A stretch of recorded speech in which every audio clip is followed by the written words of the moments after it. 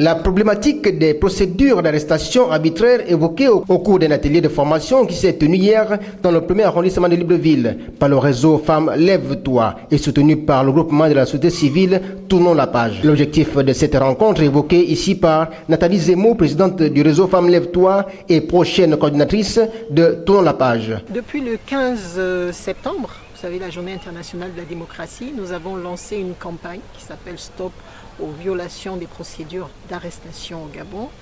Nous avons été particulièrement choqués depuis quelques années de voir la façon dont les gens sont arrêtés, parfois dans la rue, parfois à leur domicile à des heures indues, parfois etc. Et donc nous sommes en train de lancer une campagne de plaidoyer pour que les autorités se rendent compte vraiment de la gravité de cette situation qui crée un climat de terreur inutile et d'injustice sociale profonde.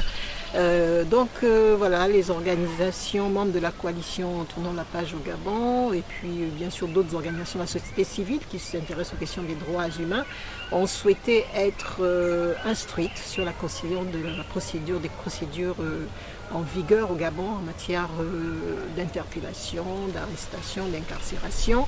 Et donc nous avons un juge qui nous instruit aujourd'hui sur la question, ce que prévoit la loi précisément, les cas de détention préventive, les cas d'emprisonnement, les différents mandats et les différentes peines prévues par la loi. Le formateur de l'atelier, Maître Pierre Ndon, fait le condensé de son exposé.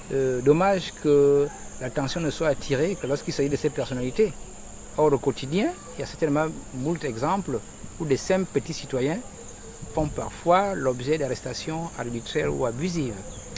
Donc le thème à l'ordre du jour est plus un titre très intéressant en ce qu'il permet d'expliquer aux citoyens la loi pour leur permettre de se défendre, tout en expliquant aux citoyens aussi des choses qu'ils ne doivent pas faire. Parce qu'un citoyen qui est outillé, qui est instruit, ira rarement devant le juge ou encore devant le gendarme ou le policier parce qu'il connaît la loi. Donc ne voyons pas en cela, comme malheureusement il est de tradition chez nous, quelqu'un qui dénonce les travers de la justice ou de la police. Non, c'est aussi une sorte d'éducation. Comme le disait Danton, en dehors du pain, le deuxième bien dont a besoin le peuple, c'est l'éducation. Le citoyen bien éduqué commettra rarement des infractions et sera donc rarement arrêté. Tout comme l'agent de police judiciaire, l'officier de police judiciaire ou le juge d'instruction, pourquoi pas le procureur de la République, commettra rarement des arrestations arbitraires parce qu'eux-mêmes aussi ne sont pas au-dessus des lois. Il aurait été idoine de convoquer à cette conférence, malheureusement il y a le Covid aussi, les OPJ. Et les APJ, pourquoi pas certains membres du parquet, l'instruction, où ensemble nous aurions revu ensemble le code de procédure pénale, rafraîchir la mémoire sur les conditions de détention et d'arrestation des individus. Participant à cette formation, Pendi Alain, représentant Dynamique Unitaire, au soir de la formation. Nous voyons ce qui se passe en République gabonaise depuis un moment. Les arrestations arbitraires, spectacles médiatisés qui n'obéissent pas forcément au respect de procédures pénales en République gabonaise. Donc, nous sortons de là armés. Désormais, on ne va certainement plus jamais m'interpeller comme dans le passé.